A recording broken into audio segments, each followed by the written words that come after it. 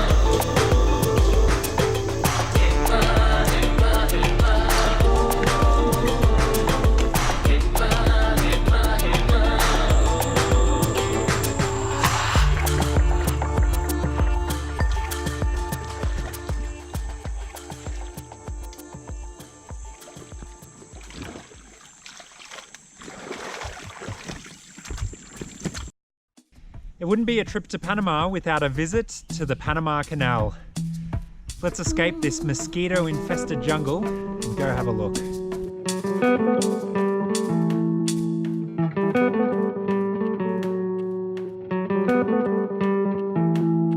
This engineering marvel was constructed 100 years ago to reduce the shipping distance and time between the Atlantic and Pacific Oceans. A series of canal locks lift the ships 26 metres up to an artificial lake in the middle of the country, then locks on the other end lower the ships back down to sea level.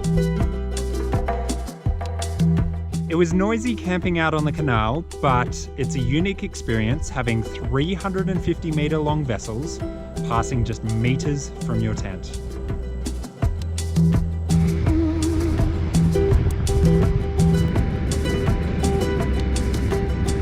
Last night I wasn't allowed to cross this bridge because it's not for bicycles, but I looked at every other option for crossing the Panama Canal and there are zero options, so doing the old 4 AM bridge cross. I just saw the bridge security cross on the other side, so I could have got caught, but they were going the other way.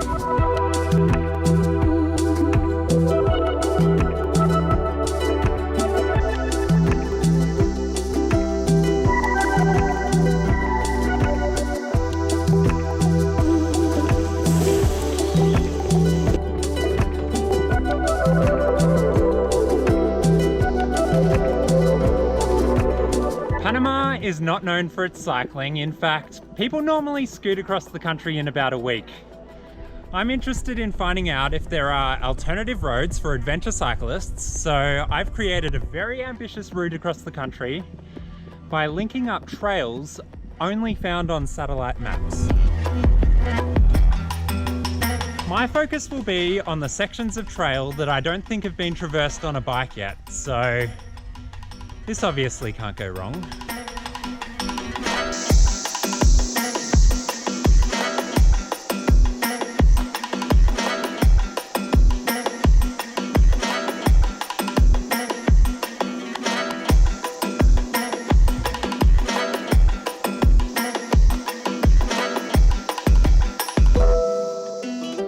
Alright, I'm gonna have to call it.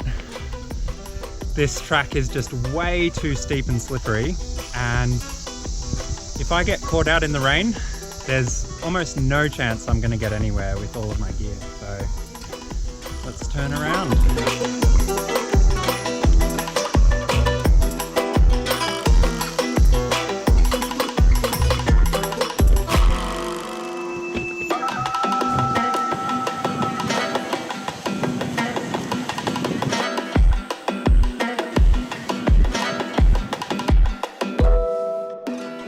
The back roads of Panama are very, very steep. I think today I'll be pushing my bike more than actually riding it. But that's okay, it's a nice place to be.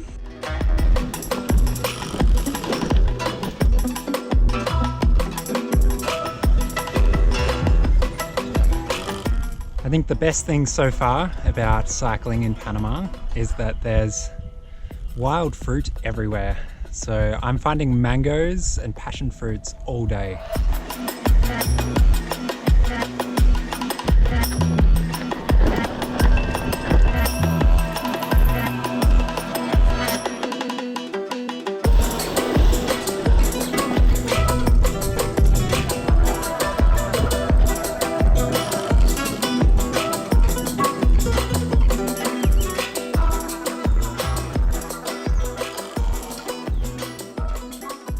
So, mission avoid main highway is currently going terribly. I've climbed up an 800-meter high mountain, and up at the top I've arrived at the security checkpoint, and they've told me that I'm not allowed to pass because every mountain that I can see around me is private land, and so I have to go all the way back down to the main highway.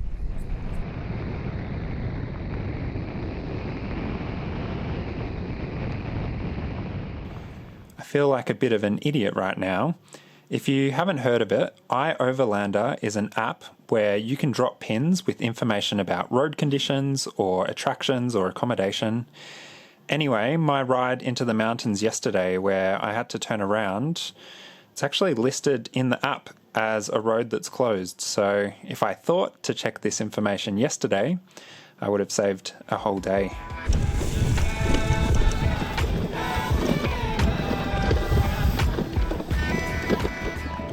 I have got my first puncture since I was in Brazil 1.5 years ago. It's been so long I don't even know if I'll be able to fix it anymore.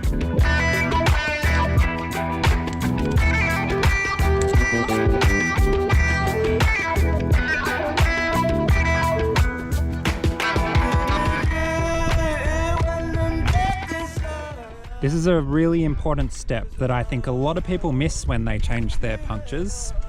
So what we're going to do is take the tube out and lay it on top of the tyre.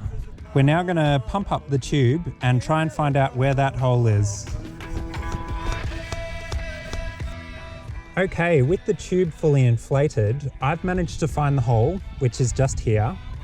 And because I've got the tube orientated on top of the tyre still, I'm able to determine that the puncture must have happened just here on the tyre.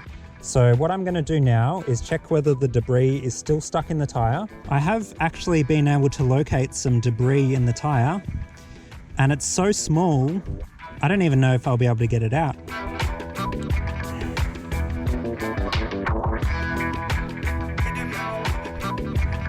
There we go, ladies and gentlemen.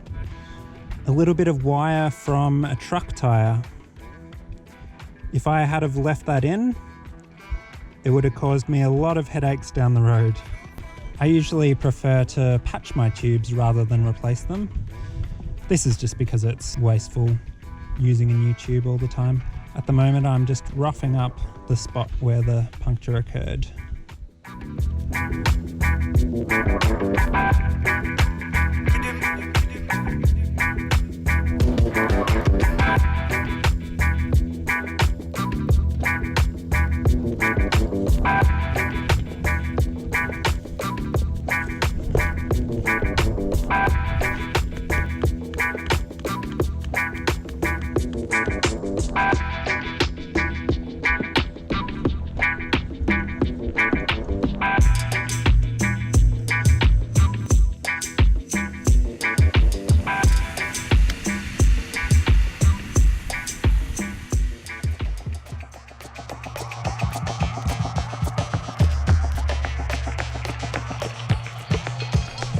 Hello, who are you?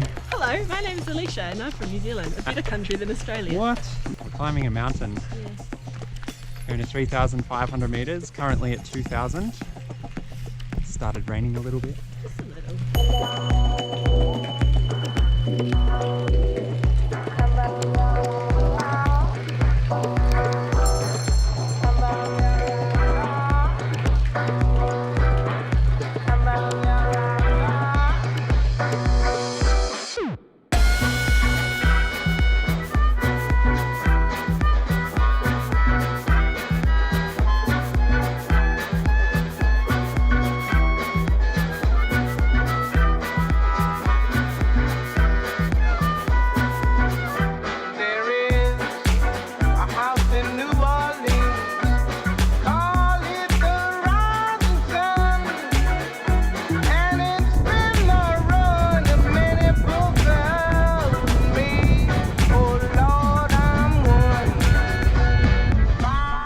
Volcano Baru is the highest point in Panama, and we've just scaled it.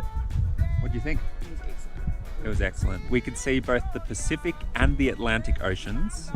We could also see Costa Rica from where we were, which was pretty amazing. But unfortunately, we couldn't bring this message to you from the top because it was just so damn windy. But we were very lucky to get good weather. What you got in your brekkie? Got some oats here. Yeah. Prunes. Yeah. What for? Don't know. Taste. We've got some cinnamon. Got some PB in there. And we've got chocolate soy milk powder. Sounds pretty good. It's excellent.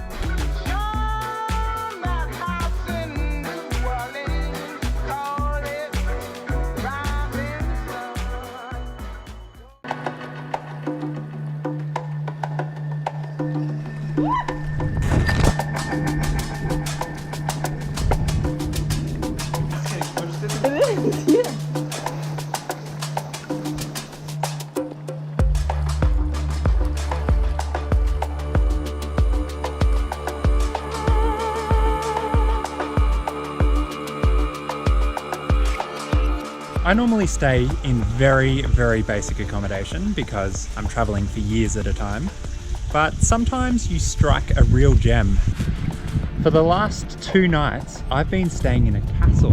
This place used to be a private residence, but it's now a hostel where 30 or 40 people get to enjoy such a crazy residence. And here's the coolest bit. This place is the same price as everywhere else in town.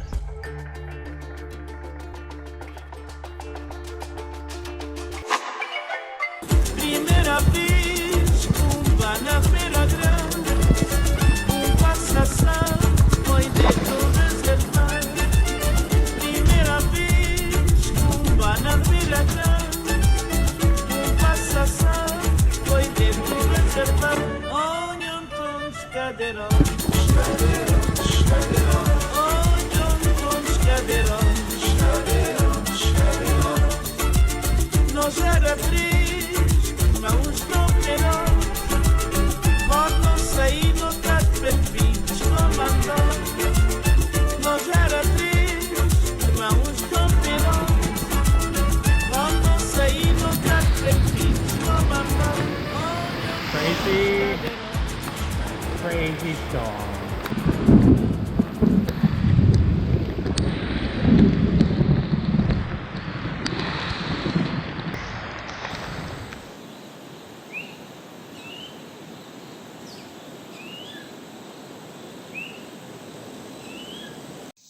Can you believe it? I've been barricaded into my own tent by this audacious spider. The gig's up, buddy. Get out. Get out of my tent. You've got a very sticky web, which I guess is a good thing for a spider. Here's a hot tip for all the wild campers out there. If you're cycling through a mountainous part of the country and you're looking for a flat bit of land, you want to find the power lines. Underneath each of the power line towers is a flat bit of land, and it's usually well landscaped, and you're almost guaranteed that nobody will ever find you. And if you're worried about the whole electromagnetic radiation thing, we have zero scientific proof that it affects the human body, so don't be scared.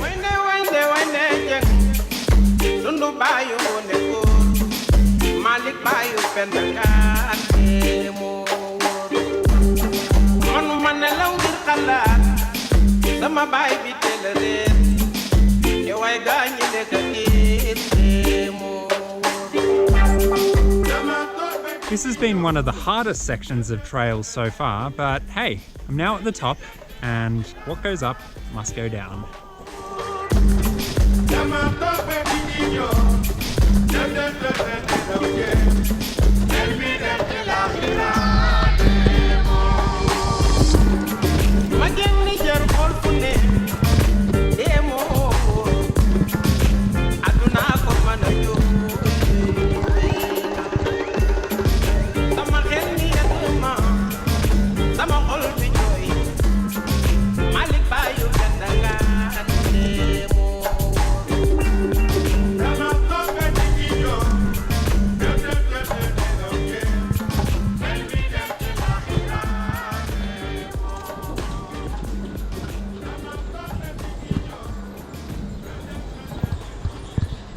Okay, so where are we at with Panama?